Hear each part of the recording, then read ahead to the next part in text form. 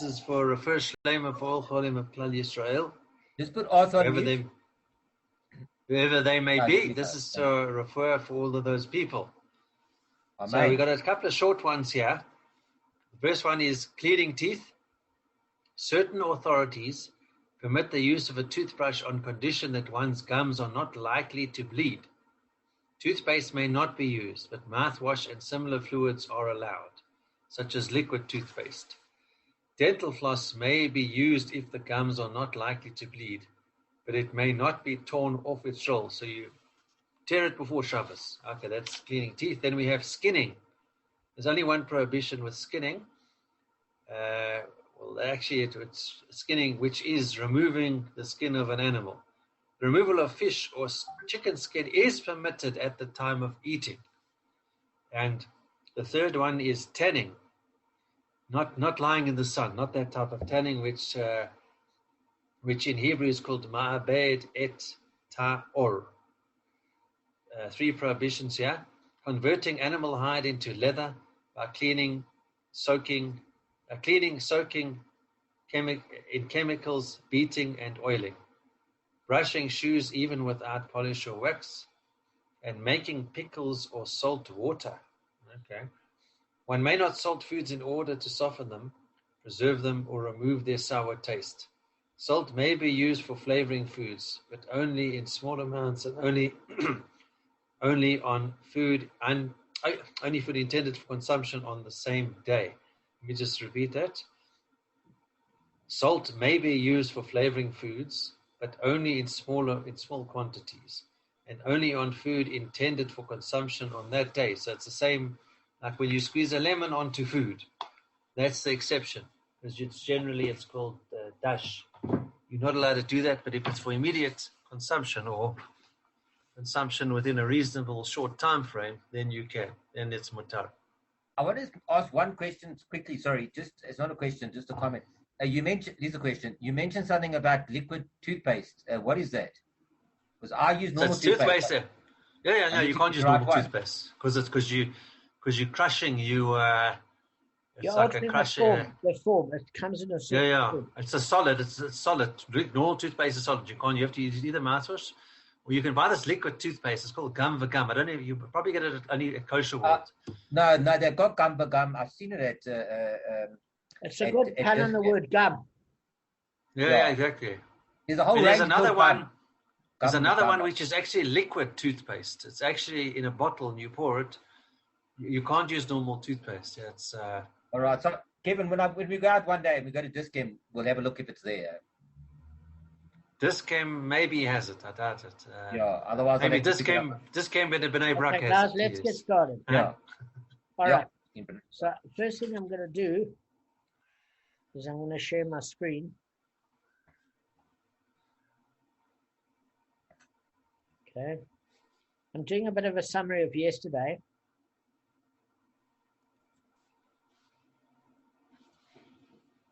Okay. I would like Rabbi Stoller to read. Stoller? Yeah. The Kohen, the esteemed priest. Kohen, yeah. Priest. All right. I don't know about that, but thank you. Very kind words. The Mishnah lists various animals to which the death penalty for killing a person applies.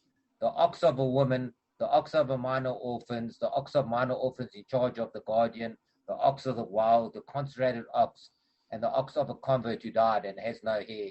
Is all of these are, I did that so you guys can have a bit of a laugh. All of these are liable to death if they kill a person. And then there's a dissenting opinion by Rabbi Yehuda who says that the ox of the wild, the consecrated ox, and the ox of the convert who died with heirs are all exempt from death because they have no owners. Okay, excellent. So the source of this is Shmot, Exodus chapter 1, verse 28 to 29. Okay, so the first thing that we learn is when we study that particular verse, it mentions the ox one time correctly, but it superfluously mentions another 5 times. So what does it come to actually include? Well, the thing of it is, if an animal poses a danger to human beings, the minute it's killed a human, it has to be put down. We never would have thought so necessarily in certain cases. Why? because there's no trial against an ox owner for is ox being a muad, for example, because there are oxes of the wild that don't have any owners, and so too, if the ox that belonged to a convert who died has no heirs, it's also an ownerless ox.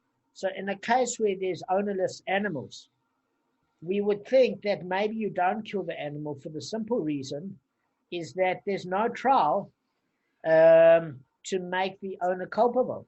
And therefore, how is there a trial for the killing the animal when in fact the animal's owner has to be there for one reason? I mean, what happens is when somebody has an animal that they never looked after and it's muad, the court has to come and warn him multiple times in the presence of the owner. So this was a discussion. So we would have thought maybe you don't kill the animal that poses that created the death of a Jew. But what we learn of it is you do, because if it's risk to human life, you put the animal down. That's the bottom line. So in other words, that's what those extra expositions are of the word ox. It's coming to teach you that. Then Rav Yehuda has a big problem. He said, look, any ox that doesn't have an owner, you cannot put it to death. The reason being is the scriptural verse in Shemot chapter 21, verse 29, actually says that basically it's talking about the ox's owner. So it's saying that you would in that particular case have to exempt that ox from death because it's got no owner to prosecute. So on that basis, you cannot kill the animal. The rabbis don't agree. The rabbis say if it poses a threat to somebody, you have to kill that animal. Does that make sense, guys? It's pretty straightforward so far. Okay, so why does it mention, because when it's got that extra exposition of the word ox, it within it has the same category. In other words, the ox that was owned by a convert who has no heirs and the ownerless ox of the wild, either one doesn't have an owner. So why do you have to mention them separately? Because we're coming to know that an ox of the wild can never be consecrated. In other words, we're learning laws also of consecration, because we learn that basically the Gemara draws a conclusion from the Mishnah's list. Rav Yehuda says Rav Yehuda would exempt an ox from death, even if it gored and its owner subsequently consecrated it, or if it gored and its owner subsequently declared it ownerless. Okay, so where do I know this? Since the Mishnah states two separate cases, the ox of the wild and the ox of the convert who died and have no heirs. Now, the ox of the convert who died and had no heirs, what is it? Basically, since the convert had no heirs, it's simply an ownerless ox. So the reason why that we came to learn this is we're saying that, look, there is a case where if that ox gored and its owner consecrated or he declared it ownerless, we don't know what to do with the ox. Does it get put to death? And according to Rabbi Yehuda, it doesn't, because it's technically ownerless. And according to the Tana Kamma, you can't consecrate it because it's liable for death.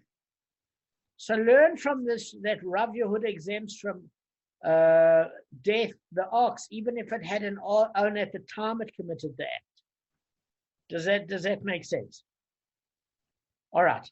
Also, it was taught in the Brisa that if the ox gored and its owner subsequently consecrated it or declared it ownerless, it's exempt from the death penalty.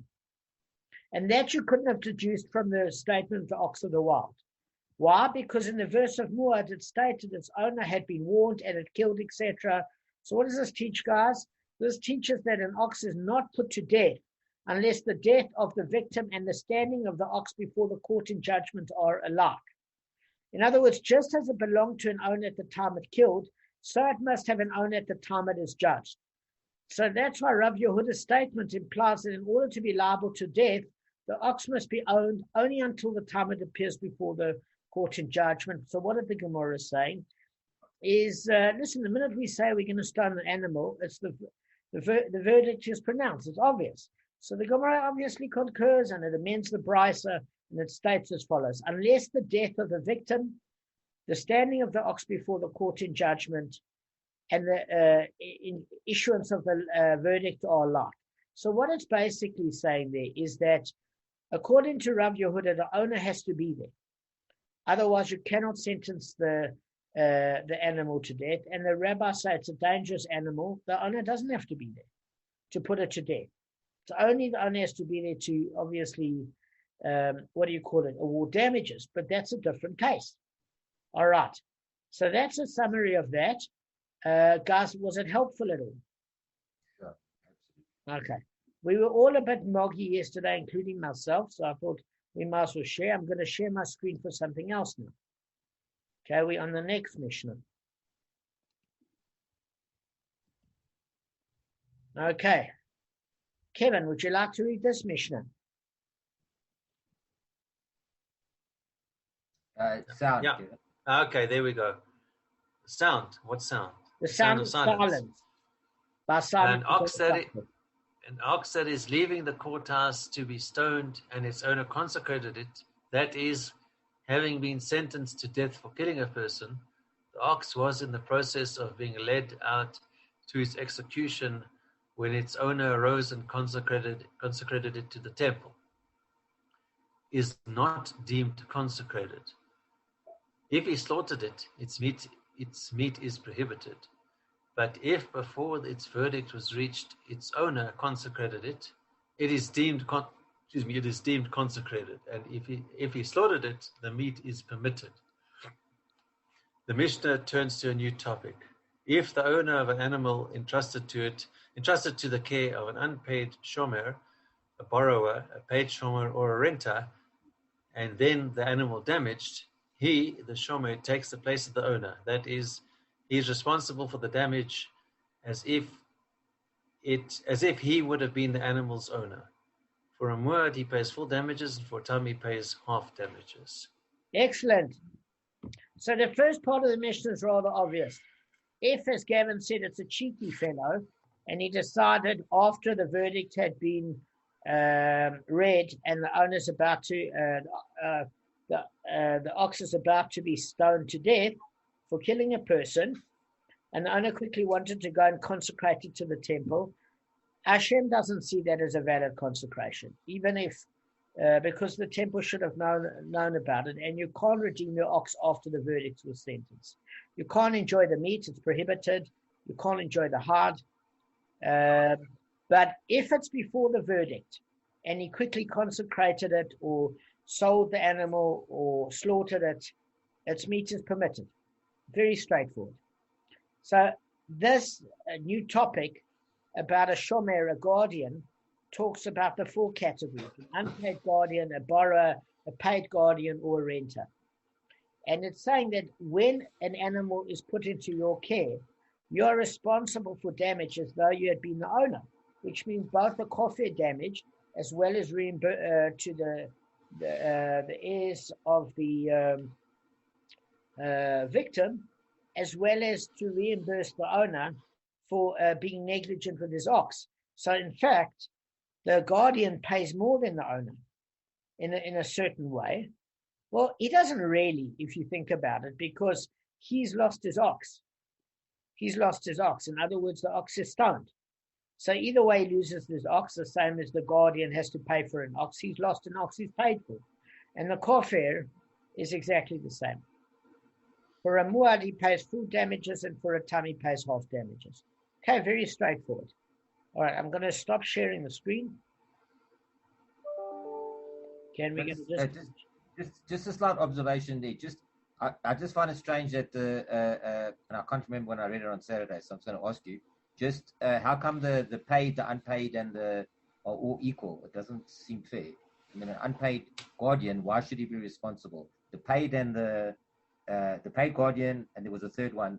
Those I understand. But the unpaid guardian, he's doing you a favor. Okay, So let's just address that issue of the unpaid guardian, is that he might be doing you a favor. Okay, so we're going to assess this. But certainly he has it on his soul in Shemaim that his responsibility for being negligent with the ox that was in his care that killed somebody. That has nothing to do. I mean, if you borrow somebody, I'll give you an example. You look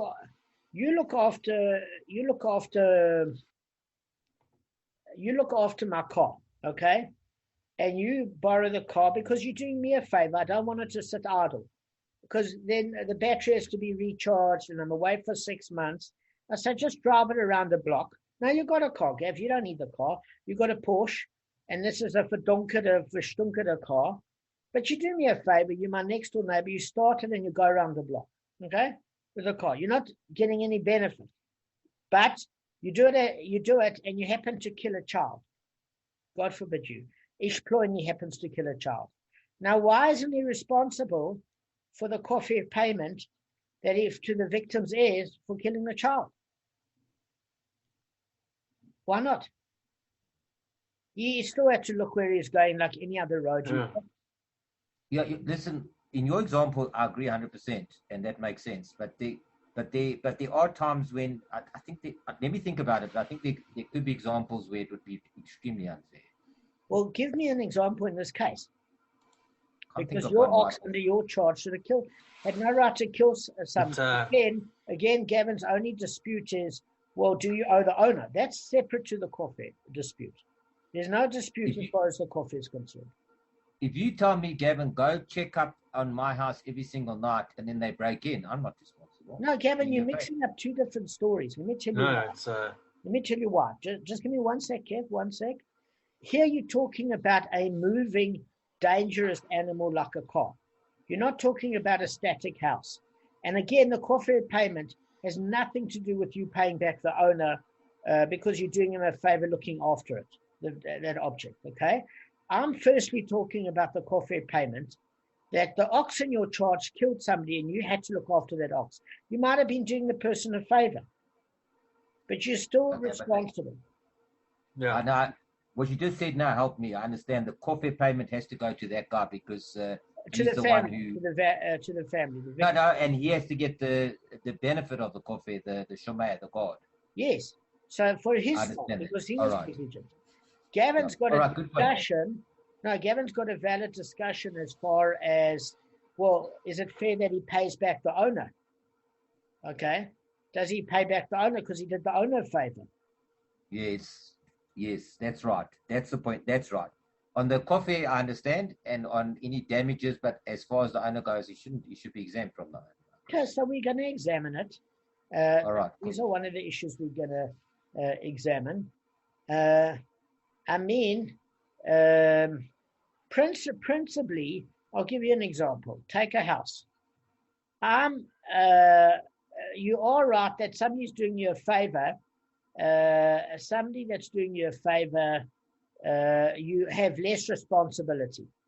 I absolutely agree with you, but we're going to see how this plays out with the debt. Kev, what were you going to ask? If someone agrees to look after something that's dangerous or risky, then they shouldn't look after it. Then they have to be responsible on some degree, on some level. Yeah, I mean, the reality is, even if the agent was appointed on behalf of the court, I would still say they pay the kofar, even if it's deemed that they're doing this mental and competently person a favor by looking after his ox in their premises. It doesn't give that owner the right to allow that ox or any ox in his care to kill another Jew. They're two separate issues. They actually are two separate issues. So we'll see. All right. So let's just go through the Gemara here. All right. I've got a little example, Dan. Just 1 second. Sure. If you're the owner of a pit bull and you say, Gavin, I need to run quickly to the shops and just hold my pit bull on the leash outside my house, all right? Because I can't get into my house. So I hold your dog on the leash. Some other gets away and attacks somebody. That's an example. I'm just saying. Yeah. Why would I be liable there? Well, I'll tell you why you would be liable for two reasons. Is that the victim that was killed by Shimon agreeing to hold the ox for Reuven, the family is not interested in terms of what their private arrangement was. They're sitting with the dead son. And no, in that respect, I understand. Yeah. And they're entitled to a coffee payment. And the person holding the ox by the reins should have never agreed to hold a dangerous animal. I mean, why take on an That's obligation? what Kevin said. That's what Kevin said. It's I'm agreeing with Kevin. Yes, in other words, why take on an obligation that could land you into trouble? Yeah. I agree. Yeah. All right. Thank you. Thanks, Kevin. Sure. All right. So basically, the Gemara's elaborate on the Mishnah's first ruling. The rabbis taught in a brisa regarding an ox that killed a person. The law is as follows: as long as it is guilty verdict was not yet reached, if the owner sold it, it is sold. If he consecrated it, it is consecrated. If he slaughtered it, its meat is permitted for benefit. Okay, so now, guys, we're talking about a case where the verdict has not yet been decreed. Okay, so we're saying, okay, we understand that the owner himself, he can sell it, consecrate it, slaughter it. He can get the benefits of all these things. So we ask a question in Gemara. So what about a shomer that does the same thing? Because, again, the verdict has not yet been reached. So the Gemara says, if the shomer, the guardian, returned to its owner's domain, in other words, if after having been entrusted to the guardian, the ox killed a man, and then before the ox was sentenced, before the guardian returned it to its owner, it is deemed returned. Fine. So even the rabbis and Rav Yaakov, everybody agrees with that. There's no issue because the verdict has not been passed. Because they say a shomer is like the owner. Just like the owner can do these things before the verdict, so too the guardian can do it before the verdict. So what he should do, the guardian, is before sentence is passed, the minute his ox kills somebody, is run to the owner and give him the ox and says, here's your ox back. Now you might say this is a little bit unfair. But what he should do is quickly say to the guy, listen, your ox killed, they're going to sentence it, it's going to render it useless. Sell it. Now, quick. Yeah? Damon, but what about, you say verdict before trial, you mean, not before verdict. If the trial's going on, nothing can be done, it can't be consecrated, sold, or slaughtered. Before trial or during the trial, they can do that. Well, before a verdict's the thing of it is, Kevin's asking a great question. Kevin, I have no idea how long these trials take. It might be a 20 Can the guy do it during the trial or once the trial starts, nothing? I'm answering your question. What I'm saying is, I don't know how long the trial takes, right? So say it's a 20-minute affair. Well, maybe an hour. You've got a dead boy. You've got the autopsy report. You've got two witnesses. That ox is as good as dead. Believe me. That's 20 minutes of evidence. There's nothing the person can say. So how are you going to quickly scuttle it off while there are security guards in the court at that point? What happens is, it's possible, I don't know. But what happens is when I say the verdict is passed, you can guarantee that the Gemara is discussing a case. Once the court seizes the ox before the trial, it apparently is guarded, it seems, which means, and the trial is very quick. And on that particular basis, you've got a very difficult chance to get the animal out. The minute it kills, before the court seizes the animal, because then you can't get it back, it's incarcerated until trial has been completed and the verdict read. And if the witnesses' medical report, autopsy of the victim, and the guy's got a big goring in his head that matches it's finished. So the thing of it is, in that particular case, I think what we should say is the fact is that the minute the ox does this incident, the guardian has to take it to the owner and say, it's killed, get rid of it. Hide it in a swamp, slaughter it, make biltong, do what you have to do. Do it quick. That's all. So in that case, he's allowed to return it to the owner because the verdict has not been passed. Fine. Now, we're saying, what happens if if the verdict has been passed and the shomer, the guardian, comes to the owner and said, listen, your animal's been killed. You in Australia, or whatever, you in Cape Town or whatever, and the verdict has been passed. Here's your animals. Okay? The rabbis say it's not deemed returned. Why? Because what does the owner say, Gavin? Owner says, "What? You've given me something that I can't use. It's I'm forbidden for benefit. Replace the ox. It was under your care. You've given me something that the verdict has been passed. It might look alive, but the court won't allow me to use it. I can't use it. So therefore, it's not deemed returned." Rav Yaakov disagrees. Why does Rav Yaakov disagree?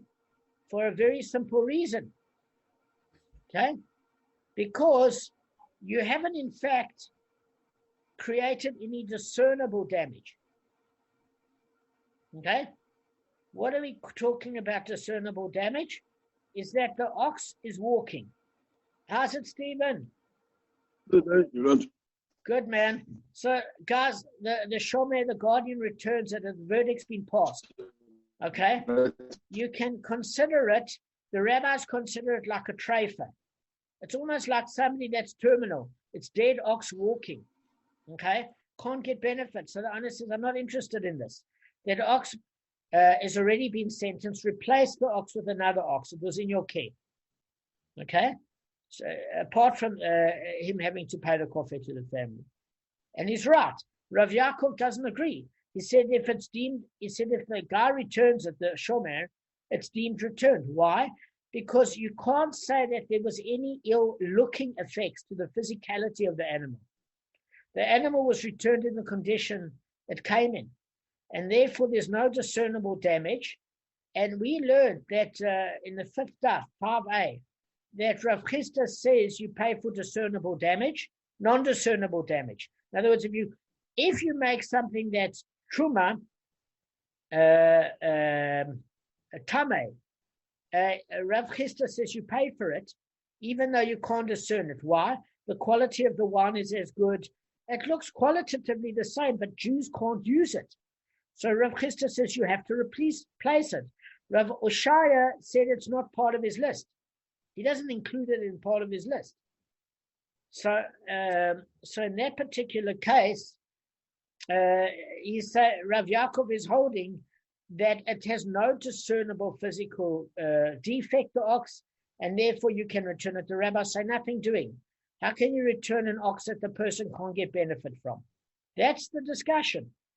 Now I'm going to show you what the discussion is actually based on. Okay? Guys, I put it in my own words. I hope this makes sense to you. We're on 45A1. Okay? So, this explanation is rejected. Rabba said, actually, everybody agrees that one can say with respect to articles that are forbidden for benefit, behold, what is yours is before you. For if it were so that the rabbis dispute this point, let them dispute this law with respect to a thief who returns chametz that became prohibited on Pesach. Okay, so Rabba presents his own explanation. I'm going to explain to you what this means. I'm just going to go explain what Rabba says. Rather, Rabba said, here they dispute whether the court can adjudicate the case of an ox when it's not in the owner's presence. But before we get this, what is Rabba talking about this case with chametz? So he was saying, look, this is as follows, is that if a thief steals, guys, it's in Pesachim, the Gemara Pesachim 28a and 20 to 29a, okay? So a thief like a guardian is liable to return the stolen objects in the same state it was at the time of the theft, okay? That's why they discussed the analogy between the liability of a thief and a shomer to return an object in its original state, because what happens is as follows. A thief before Pesach steals chametz. Now, Pesach comes and goes. He can't return it to the, if he returns it to the owner, can the owner use it after Pesach? After Pesach, not either. Not either. Yes. Because, no, not after. It's different, Kevin. It's different. But when does he steal it? During Pesach or before? Before Pesach. But Pesach is past. Pesach comes and is past. So the reason he steals it before Pesach is if he steals it before Pesach, it's a problem because he should have returned it before Pesach. The fact that Pesach passed and he returns it to the owner, there's a problem because the owner can't use it. If you're dealing with chametz, right? If you sell it to a non-Jew, not a Jewish thief, a non-Jew, okay, then you can buy it back after the Chag. But if a Jew, even a thief, gets benefit with it during Pesach, or he has it in his possession, a Jew has it in his possession and he hasn't sold it off, you can't use it after Pesach. That's why we sell our chametz. Otherwise, you just lock it in a cupboard. Anything that you haven't sold to a non-Jew, you can't get benefit after Pesach. So this thief was a Jew. The person he stole it from was a Jew. So since it was in a Jew's possession during Pesach, no Jew can have it after Pesach. Okay. Because they're not supposed to own it. They're not supposed to own it. So therefore we're saying that, look, that what has he returned? He's returned a worthless object. So he should be responsible for it. Okay? That's what you would think, right? Because now he's rendered it useless. So it doesn't help if he returns it after Pesach. But yet the rabbis, Rabba says here, R-A-B-B-A-H, Rabba says here that Rav Yaakov has got, there is a point here. But it's not according to how you think. The rabbis, Rabbi is saying that the rabbis actually condone this. In other words, if a thief returns the chometz after Pesach, even though the original owner can't use it ever again, the thief is not required to pay that amount back. Now, this puts a stumbling block in the argument. Why? Because if the guardian returns the ox after sentence where the owner can't use it, Rav Yaakov said he's not required to pay back. And according to the rabbis with this issue of chametz, the rabbis agree. So how can the rabbis in this case, Rabbi is saying, all of a sudden say it's not deemed returned? Because they got this double standard, he's saying, with regards to the Gemara in Pesachim, 28 to 29a. It's a contradiction. Guys, just the bottom line is Rabba is saying that there's a contradiction between the Gemara in Pesachim, 28 and 29, and this particular Gemara, because this Gemara, they're saying that the rabbis are holding that after the verdict is passed and it's forbidden for benefit, he can not return what is forbidden for benefit back to the owner and get off the hook. Whereas in Pesachim, the thief that returns the chametz to the owner after Pesach, and it's a Jewish thief, and it renders the chametz unbenefitable or unusable by the, even unsellable by the original owner, the rabbis there don't hold the thief responsible. So Rabba is saying that there's a contradiction here. So it's an issue, and we can understand now why Rav Yaakov says that basically if it's returned and there's no discernible physical difference, even though it's rendered for no benefit, that the owner has to accept it, because he's holding like Pesachim, and we don't understand why there's a contradiction between Pesachim and our particular Gemara in Bava Kamma.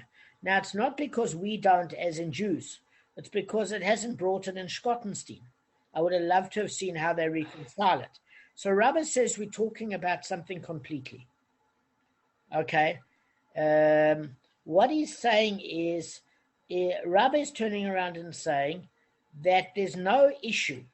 He holds like Rav Yaakov and the rabbis in Pesachim. He's saying there's no issue. If the shomer, the guardian, returns the ox that killed back to the owner after the verdict is passed, the owner is not responsible, providing he returns it to the owner. And Rabbi is talking about a different case. He said, if he takes it to the court directly, then he's liable, because the owner could say to him, had you not have given it directly over to the court after the verdict was passed, I could have hidden the animal in a swamp and slaughtered it.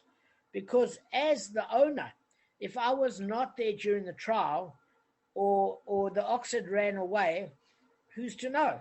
But you delivered it in the hands of the court. Therefore, you owe me a new ox, because I could have benefited from it, even illegally so, had you taken it to my care, because the court hadn't seized it yet. So Rabbi is saying that the shomer, the guardian, is only liable if he takes that ox where the verdict was passed to the court, instead of letting the owner deal with it, because he has no right to return the ox to the court. It's not his to return; it's the owner's. He has to return it to the owner, and it's saying, well, we learned in the Gemara once that if you find an ox that killed, your duty is to take it to a court, but that's only in regard to an ownerless ox. It's not in regard to an ox that has an owner. You have no right to take something that belongs to something else to the court. It's between the court and that owner. So that's what the owner is saying. You should have returned it to me. That's why you're liable to give me a new ox, because I could have made a plan. Okay? So I'm going to read it exact. Rabbi presents his own explanation. Rather, Rabbi said, here they dispute whether the court can adjudicate the case of an ox when not in the owner's presence. The rabbis hold that the court cannot adjudicate the case of an ox when not in its presence. Hence, the owner of the ox says to the shomer, had you returned the ox to me, I would have driven it out to the swamp away from the eyes of the court. Now, however, by handing over to the court, you have delivered my ox into the clutches of one whom I cannot litigate to retrieve it. Whereas Rav Yaakov holds that the court can adjudicate the case of an ox when not in its presence. Hence, the shomer says to the owner, ultimately the court would have adjudicated the ox's case and condemned the ox to stoning even in its presence. Okay. So what he's saying is, look, the reason why Rav Yaakov, as far as that's concerned, Rabbi explains Rav Yaakov as saying, if you returned it, that the verdict's passed, you have to accept it, because Rav Yaakov holds, Rabbi says, that the owner doesn't have to be there to adjudicate the case against the ox. The rabbis turn around and say the owner has to be there, so the verdict can't be passed without the owner. Does that make sense? That's Rabbi's explanation of the Gemara. Okay. Let me just see something, guys. All right, let me just see something a second. What the Gemara presents the reasons for both the positions. What is the reason of the rabbis? For regarding an ox that kills, the Torah states, an ox shall be stoned and also its owner shall be put to death, meaning in the hands of Shemaim unless he makes the kofir payment. This implies, as the procedure of the ox's death, so the procedure for the owner's death, meaning that just like a Jew, if killed another Jew, would be liable in Shemaim, and he has to be present at his own murder, at his own trial, where he is accused of the murderer, so too the owner of the ox, which was negligent and caused the murder of another Jew, has to be present at the trial along with his ox. Both of them have to be together with each other, okay? And they see this from the scriptural verse. And accordingly, just as the court may try the owner only in his presence, so too the trial for the ox may take place only in its presence. This is reasonable with regard to the owners, since they are capable of presenting a plea in their own defense. But an ox, then capable of presenting a plea, hence the court may sentence the ox even in its own even without the owner's presence. Okay, so what it's saying is as follows. Okay, is that basically The Gemara is saying that the rabbis themselves would say that at the end of the day, we cannot try the animal without the owner. And Rav Yaakov, because they read the verse like this, and Rav Yaakov said, well, you can try the animal without the owner present. You can't compare the cases. Let me tell you why.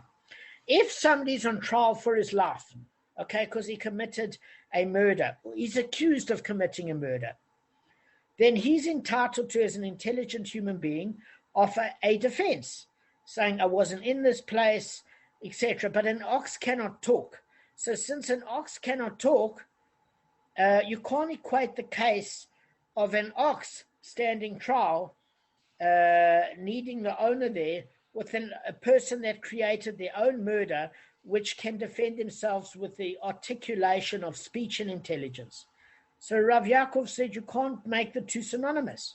You can't say just as we'd kill a Jew in this case, we'd kill an ox in this case. He's saying an ox isn't the same. There's no intelligence.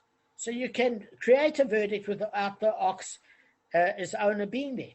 It doesn't have to be the same. It's not like you can condemn a Jew to death without the suspected murderer of being there at the court, because he's entitled to a defense. And because he has the faculty of reason, speech, and thought, he's entitled to defend himself. So no trial can occur without the human being there. But it's different when the ox kills. He's not capable of presenting a plea. Okay, that's the reason. So, okay.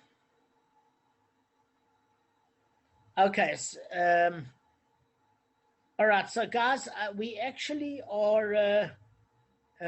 We actually are done. I think we're done. Do you have any questions? No, I'm fine. I asked mine already. I apologize in the middle. I apologize for that. No, it's fine. So the owner, sorry, Steve, Yeah. you wanted to say something? The owner has to be present with the ox at the trial. Only according to the rabbis. Rav Yaakov said, listen, you can't equate it. You can't equate the two. Because always, remember we said if an ox kills unintentionally, you don't put it to death. Because just as if a Jew kills unintentionally and try to kill an animal, it kills a person, you don't put a Jew to death. He goes to the city of refuge. If an ox tries to kill another ox and that other ox gets out the way and kills a Jew, you don't put the ox to death. So it equates the punishments and the trial procedure of an ox owned by a Jew by that of a Jew on trial for his own life. Okay? And Rav Yaakov said, and that's why we say just like a person has to be present for his own court case, so too the animal owned by a Jew has to be present for at his own court case with the owner of that animal.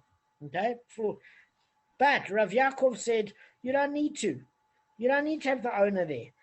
Because an ox is stupid. It's going to have a defense in terms of its plea. It doesn't speak. That's why they use the term a stupid ox for a person who's acting foolishly. That's where it comes from.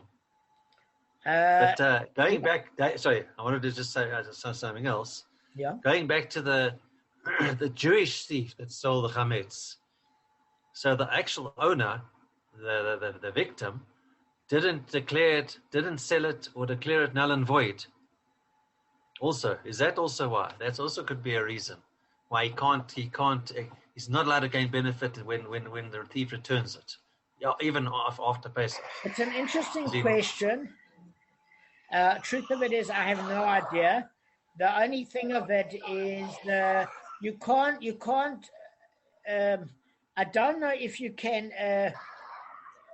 You can't. I'll give you an example. Let's take the laws of Shabbos, Stephen. On Shabbos, you can't cook a steak on Shabbos. If a steak was cooked on Shabbos for you, you can't eat it after Shabbos. Yeah. So even if you didn't agree to it or whatever, I'm assuming it's only because another Jew got benefit that you can't derive benefit in any way. You know what I'm saying? I mean, a Jew had possession of it. He had possession of it. Yeah, so just say, let's put it like this with regard to a coffee. You have an ox, okay, and you declare an ox ownerless, okay, where you can benefit from the ox. You still have to pay the coffee. I don't know what happens in that case if he declares it null and void. Maybe the rabbis discuss it, Kevin. I have no idea. Okay, I don't know. But if another Jew gets benefit, you probably can't benefit off the avera of another Jew. I don't see how you could benefit off the avera of another Jew. But he benefited during Pesach, where he shouldn't have been. Well, we don't know. How do we know the thief did or did not use it during Pesach? But even if he didn't use it, he had it in his possession. And since the Jewish thief had it in his possession, it's rendered that he cannot use it after Pesach. You cannot own chametz. The prohibition is also own chametz. Maybe if a non... Unless he sold his chametz to Chabad, the thief, I'm just saying, it's going too far. He sells his chametz, the thief sells all his stolen chametz, sells it to Chabad and gets it back. Then you can theoretically do it, but it's hectic that. So why would he return it? No, because he's realized he's done wrong, and he returned. It's possible. Another share brought to us from Chabad. They should donate money. But if it was a non-Jewish thief that stole it, it's fine. Then it should, maybe that wouldn't have been a problem. Yes, exactly. No, it's perfect. Yes, and a non-Jewish thief. Kevin, I'm disappointed in you. I was expecting you to say that a stupid as an ox is an oxymoron. Yeah, that's a brilliant, really good job. That's brilliant, Arthur. Fantastic, Arthur. Arthur, are you back on the road now? No, I contacted my boss. But he's back on the derrick, that's for sure. No, they said to me they're going to contact the bus station for me. I must just go to work. They'll organize it for me. See if they got the bag there. And you got my laptop and tablet, everything in there, Damon. Are you joking? Oh, Jesus. No. Well, somebody said I should always take my stuff with me wherever I go. Yes, I said that. I didn't think you'd be an oxymoron. Well, you sure it's not at your flat, Arthur? The fool for the followers, eh? Arthur, didn't you leave it at the flat and you just forgot to take? Are you sure you took it with you? No, I had my bag with me all the way. And then I think I put it up. I thought I had it on the bus, but when I looked, I couldn't find it. You know when you go in that go off the bus, came back, it's not here. So it can only be that side there. Sure. So what's in your bag, Arthur? You must be worried. My laptop and all that shit, all my stuff. When I take to work. Only thing I got to me is my water and my shawarma. And your cell phone? Cell phone, I'm talking to you, moron. Listen, you can that was the next oxymoron of all. Well done, Skark, Arthur. You can take the rest of the week off. You did well there, John. That was brilliant. You went for the jugular of the teacher. That was you know what? I'm going to leave.